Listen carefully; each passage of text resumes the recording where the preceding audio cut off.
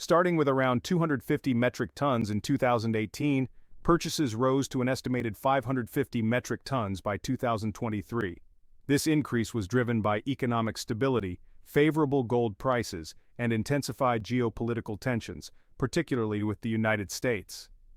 By December 2024, China's official gold reserves had grown to approximately 2,264 metric tons, making it one of the largest gold holders globally.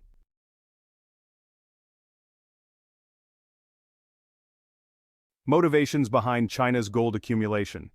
China's reasons for boosting its gold reserves are diverse, covering economic, strategic, and geopolitical aspects.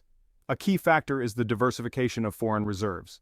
Traditionally, China's reserves have been heavily concentrated in the US dollar, making up about 60% of its holdings. Diversifying into gold reduces risks related to currency fluctuations and possible devaluations, enhancing the stability and resilience of China's reserve portfolio. Gold acts as a hedge against inflation and currency devaluation, maintaining the purchasing power of reserves during economic uncertainties.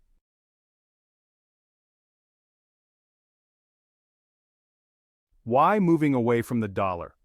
Another major reason is reducing dependence on the US dollar. With rising geopolitical tensions, especially with the United States, China seeks to promote the international use of the yuan, encouraging its adoption in global trade and diminishing reliance on the dollar-centric financial system. This approach not only challenges the US's dominant position in global finance, but also grants China greater economic independence and protects its reserves from potential US-imposed sanctions or financial restrictions.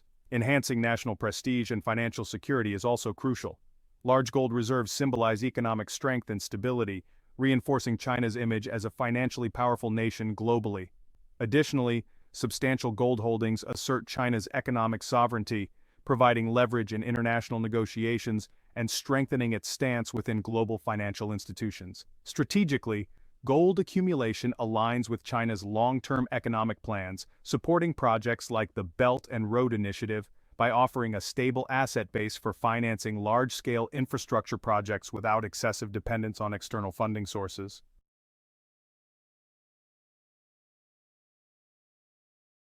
Limitation of Trump's administration. One of the Trump administration's key strategies to counter adversaries was using the dominance of the US dollar in global finance to impose sanctions. These sanctions involved limiting access to dollar-based international trade systems and freezing foreign-held dollar reserves.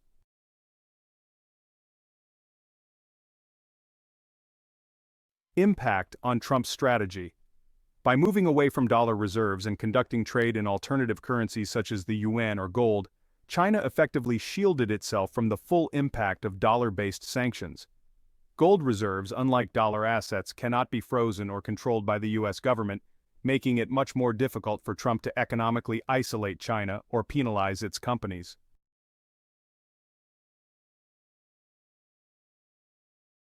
Weakening the leverage of the trade war.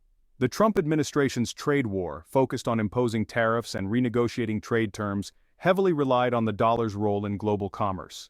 The tariffs aimed to pressure China by making its exports more costly while benefiting US producers and increasing Beijing's economic vulnerability.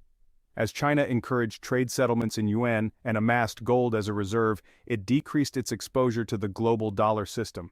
This weakened the Trump administration's ability to apply economic pressure through dollar-related tools.